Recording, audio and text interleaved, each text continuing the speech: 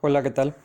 Este video es para platicar un poco acerca del sistema de complemento, una herramienta muy importante que utiliza nuestro sistema inmunitario para eliminar agentes patógenos del organismo. Antes de iniciar con el video, me gustaría que tomaran en cuenta algunos conceptos importantes como lo es opsonización, panorama general de respuesta inmunitaria, estructura de anticuerpos, inmunidad innata y adaptativa y quienes participan en ella, y también estructura de las bacterias. Aunque el complemento no es exclusivo de las bacterias, también de virus, los ejemplos que yo voy a tomar para este video son bacterias. El complemento es un grupo de proteínas séricas que se sintetizan en su mayor parte en el hígado, aunque en menor proporción también pueden ser sintetizadas por las células presentadoras de antígeno. Estas proteínas cooperan en el sistema inmunitario para eliminar agentes patógenos de la sangre y de los tejidos, como ya lo mencioné. Paul Ehrlich fue uno de los primeros investigadores que se interesó por estas proteínas, y él decía que la unión antígeno-anticuerpo no garantiza la destrucción de una bacteria, forzosamente interviene actividad del suero sanguíneo y éste completa la acción de los anticuerpos, de ahí su nombre complemento. Esta cascada puede ser iniciada de tres maneras: vía clásica, vía de las lectinas y la vía alternativa. La vía alternativa a su vez se divide en tres: ralentí, properdina y proteasa. Si bien todas las vías difieren en cómo inicia, todas convergen en activar a C3b, que es el protagonista de todo el complemento porque tiene diversas funciones que vamos a ver a detalle más adelante. Imaginen que esta es la superficie de una membrana bacteriana. Cada triángulo representa un lipopolisacárido. La vía clásica inicia con la unión de un anticuerpo a la bacteria. Como ya sabemos, los anticuerpos se unen a las bacterias con el propósito de opsonizar, o sea, promover la fagocitosis, pero no solamente eso, también es capaz de activar el complemento, principalmente inmunoglobulina M, aunque también lo puede hacer la G. Ahora, la unión antígeno-anticuerpo hace que el anticuerpo sufra cambios en su estructura que hacen que el fragmento cristalizable tenga más afinidad a una proteína llamada C1. C1 tiene alrededor de 6 cabezas globulares que reciben el nombre de C1Q. Cuando C1Q se une al fragmento cristalizable, activa a dos serinproteasas llamadas C1R. C1R ya activo activa a C1S.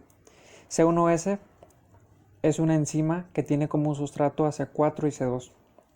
Primero hidroliza a C4, a C4A y C4B, donde C4B pasa a la membrana y funciona también como una opsonina, y C4A sirve como anafilotoxina, o sea, un mediador de la inflamación.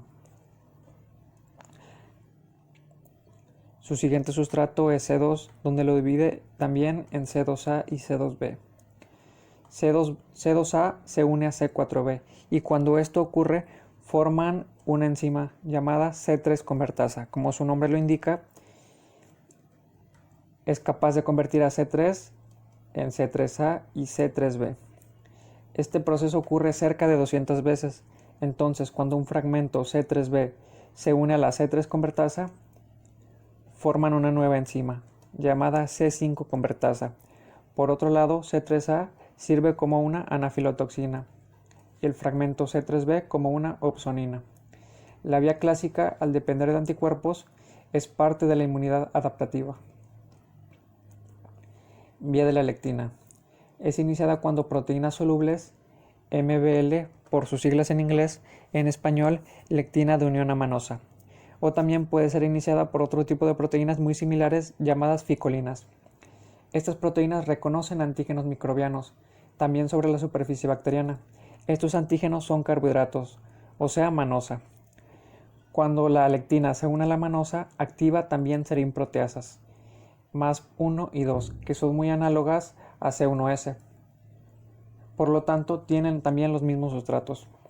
Hidroliza a C4 en C4A y C4B, donde C4B se une a la membrana, C4A sirve como anafilotoxina. Su siguiente sustrato es C2, lo divide C2A y C2B, y la unión C4B2A vuelven a formar la misma enzima que ya conocemos, C3 convertasa. hace su efecto sobre C3, lo divide en C3A y C3B.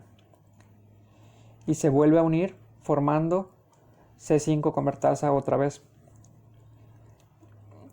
La vía de las lectinas no depende de anticuerpos, por lo tanto es parte de la inmunidad innata. Vía alternativa ralentí. Es iniciada por la hidrólisis de C3. Cuando hay concentraciones séricas elevadas de C3, en su enlace interno tioéster, que es la unión de un azufre con un carbono, este enlace se puede romper y así se fragmenta en C3A y C3B, donde C3B, ya sabemos, se une a la membrana y funciona como una opsonina. Posterior a esto, se le agrega un factor llamado factor B. Este factor, al unirse a C3B, se hace susceptible a ser hidrolizado por un segundo factor, llamado factor D. Este factor D lo divide en factor BA y factor BB. El complejo C3B factor BB forma C3 convertasa, que es la misma enzima que ya conocemos, solamente que de diferente conformación. Ahora, esta enzima de manera individual es muy inestable y se le tiene que unir un factor llamado factor P o properdina que le brinda estabilidad. Ya una vez estabilizada, ejerce su efecto catalítico sobre su sustrato C3. Lo divide en C3A y C3B, C3A y C3B, donde todos los fragmentos C3A pasan a ser anafilotoxinas, todos los fragmentos C3B opsoninas. Se llama vía alternativa ralentí porque cuando no hay un patógeno en el organismo, C3 igual se activa, entonces el factor H lo desactiva. Ahora, como dato curioso, se pueden unir cerca de 2 millones de C3B en la membrana en 5 minutos.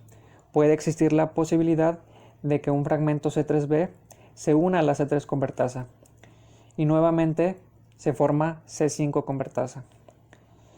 La properdina no forma parte de esta enzima, sin embargo, como ya lo dije anteriormente, le brinda estabilidad. Ahora, a pesar de que la properdina solo brinda estabilidad, se ha descubierto que también es capaz de iniciar esta vía. Cuando la properdina se une primero a la membrana, posteriormente se le une C3B y el factor B, ya hidrolizado por el factor D, forman otra vez C3 convertasa, que va igual a hacer su efecto sobre su sustrato y lo va a dividir formando nuevamente C5 convertasa, que como ya vimos es la enzima que todas las vías buscan crear. Y bueno, vía alternativa iniciada por proteasa. Algunos factores proteínicos de la coagulación son capaces de iniciar la vía alternativa, por ejemplo la trombina. La trombina puede hidrolizar a C5 en C5A y C5B, donde C5B es el iniciador del complejo de ataque a membrana, que vamos a ver más adelante. La trombina también puede hidrolizar a C3, convirtiéndolo en C3A y C3B, donde C3B se une a la membrana, funciona como una opsonina, C3A y C5A funcionan como anafilotoxinas. Posteriormente se le agrega el factor BB ya hidrolizado por el factor D y forma la C3 convertasa inestable, a la cual se le agrega la properdina o el factor P. Cuando un fragmento C3B se une a la C3 convertasa, forma C5 convertasa nuevamente. Generación del complejo de ataque a membrana. Ya vimos que la C5 convertasa puede ser de diferente conformación dependiendo la vía. Por ejemplo, la vía clásica de lectinas, el complejo C4B2A3B nos da C5 convertasa. Por otro lado, la vía alternativa nos da el complejo C3B factor BB 3B, también nos da C5 convertasa, que la función es la misma, hidrolizar a C5 en C5A y C5B. C5B se une a la membrana y se une a C6. Después, C7, al unirse a C6, expone regiones hidrofóbicas. Si recordamos, la membrana está hecha de lípidos, por lo tanto, si expone estas regiones, puede atravesar la membrana. Lo mismo ocurre en C8, expresa regiones hidrofóbicas en su cadena alfa y beta y también puede penetrar toda la membrana. Lo mismo ocurre con C9, pueden ser hasta 10 a 19 moléculas que se unen a la membrana. Y también hay que recordar que la membrana sirve para regular la presión osmótica, proteger organelos. Encima de esto, la membrana bacteriana produce el metabolismo en ella, así que alguna lesión resulta irreversible, por lo tanto conduce lisis. Ahora, algunas funciones del complemento. En el complemento hay proteínas iniciadoras, como por ejemplo C1 o ficolinas o lectina manosa. Hay mediadores enzimáticos como C3 convertasa, opsoninas, que son fragmentos que se unen a membrana, promoviendo la fagocitosis y atrayendo a células fagocíticas que abren sus pseudópodos y así pues fagocitar a la bacteria. Otras funcionan como anafilotoxinas al unirse a receptores activadores de algunas células como granulocitos, monocitos, macrófagos, mastocitos. Pueden estimularlas a liberar factor de necrosis tumoral alfa o interleucina 6 y el complejo de ataque a membrana. Lo más importante, porque sin él no se podría producir la lisis de manera tan eficaz. Y bueno, eso ha sido todo del video. Espero les haya gustado. ¿Alguna duda, sugerencia o comentario? Estoy muy abierto a ello. Gracias.